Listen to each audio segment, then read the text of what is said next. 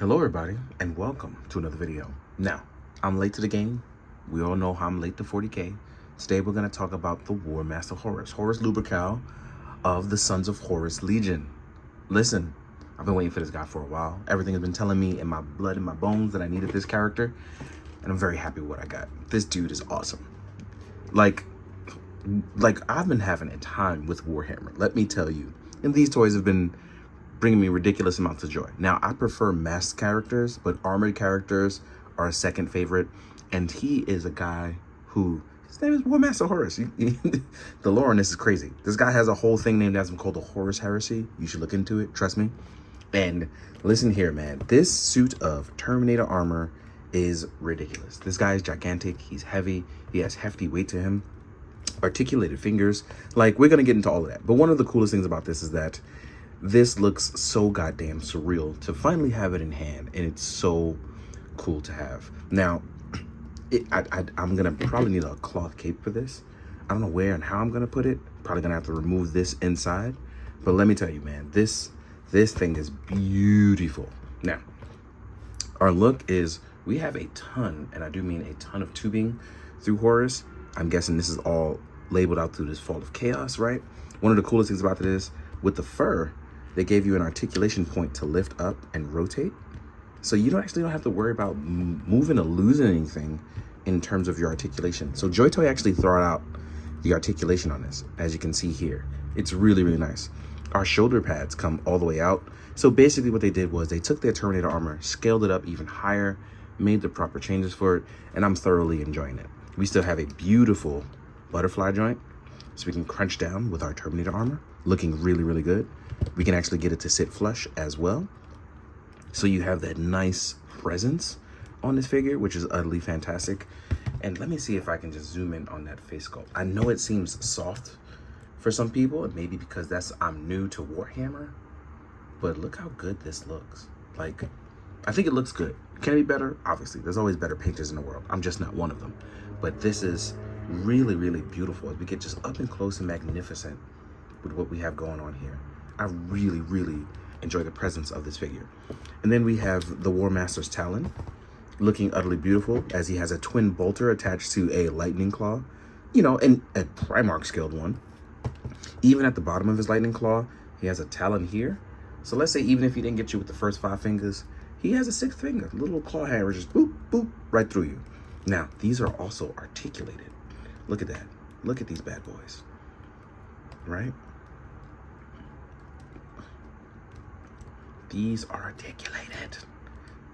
So we can close the fist up and we can punch through people as well. Or we can just rotate the fists and we can have the twin bolter do its thing. So we actually have a way of a ranged weapon, right? Because he's equipped with a ranged weapon. Obviously, he'll still run out of bullets, but he has that.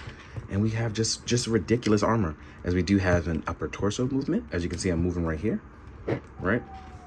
We have drop downs. As you can see, this could actually make him even taller than what he already is. So let's say you didn't want him to look small. He can look even taller now. Let me rotate this arm back. If we do the drop down on our legs, we have beautiful leg articulation, not really hindered at all. We have a thigh swivel, beautiful double joint. Oh, wait, is it double? Hold on. Yeah, it is double. You just got to be careful, but it is double, right? We have ankle pivot and a toe hinge still as well too. A lot of movable parts. So we can look utterly fantastic as we bring down the rain and the pain on mankind's enemies. Or in this case, the enemies of chaos, right? Look at this. Look at this guy's presence. I love everything about this. Like, he's so big, I don't know how I'm gonna photograph this. This is utterly beautiful. Now, with all of that being said and me going, oh, the Talon does have a swivel on it too. So if you're worried, it does rotate as well. But I don't know how I'm gonna photograph this, but I do know is that I'm gonna do my best to try, because I really, really like just his utter presence of this figure. But can I rotate a little? Yeah, there we go. I think the only thing missing is a better head movement, but I think I'm just scared to rotate. Oh yeah, I'm just scared to rotate the head around. There's some movement there. But yeah, man, look at this. Boom shakalaka. Ooh. But yeah, let's jump into our accessories. It's not a lot, so I don't even have to skip around. We're gonna do classic all-in-one with the exception of our size comparison. Here is Horus's mace, which is as bigger than a 6-inch figure. Right, here we are with a 6-inch figure, right? Let's actually move this back. You stay right there, Horus. It's actually bigger than a 6-inch figure. Like, his mace is gigantic. It's called the World Breaker, and it breaks worlds, right? We will get a hand dedicated to that for Horus Lupercal to hold it. And then we get one opened claw hand. In case you want to grip your enemies not with your talon hand or just look really cool holding items, there you are. You can just kind of sit it in there. One more thing, just in case you need to get extra close combat-y with it, you actually still have your extra knife. You still get one extra knife in case all else fails, which is crazy because this knife is as big as somebody's normal sword. Ridiculous. So, with all of that being said though, now I'm gonna pull out some of the Warhammer stuff so you can see the size comparison, jump into it. It's gonna be kind of crazy, man. This is exciting. So I'll see you guys in a sec. All right, I had to pull back a little bit so we can get into our size comparison. Just for full disclosure, just to let you know, in case you're thinking I left it tall, that is with the leg drop down. I've pushed it back down so you guys can see it in its full glory. Now, I'm gonna show you just how much bigger he is next to another Primarch, straight up.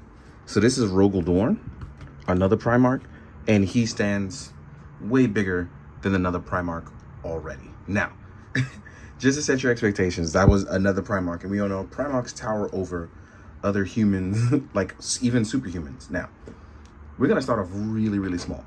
This is Ichigo, a 1/18 scale Ichigo. Now, imagine being a normal human trying to square up with something this big. He is also 1/18 scale. Like, I just want to put that in perspective for you. So that's how crazy that is. Now, here is a normal Sons of Horus. Next to that, one of his tiny peoples. Again, this is crazy, right? Here we are with a Praetor in a Terminator armor. Still gigantic, still towers over them, right? Let's remove all of these guys. We're gonna go to a Justarian armor so you can see how he aims to be, you know, these guys are a tad bit bigger, just a tad bit. But then you have Ezekiel Abaddon, or Ezekiel, as some people call it. I don't know for sure. And he is way bigger than actually Justarian armor. As you can see, he towers over them. So just look how much bigger this guy is. He stands unopposed in terms of height. I think the only person probably going to be bigger than him is either going to be Magnus and or Vulcan, right? Now, here he is next to a Contemptor Dreadnought. I think that's probably going to be one of the few things that's bigger than him. Here is I think a Contemptor Dreadnought might be one of the few things bigger than him. Look at tiny little Ichigo trying to figure out where he fits in at. So look how tiny he is. So it just goes to show you just how much crazy bigger like things are, and even that's barely bigger than him. Ichigo, let me move you out of the way. Sorry about that, buddy. Now, if you want to see what it's like next to a 6-inch figure, it's even crazier, right? Let's choose a, actually, I had him here earlier. Here goes Rollout from Valiverse. This is a normal human in comparison to him. Still much bigger. So yeah, it's kind of crazy. And man, when I tell you I love this line, bro, I don't think y'all understand.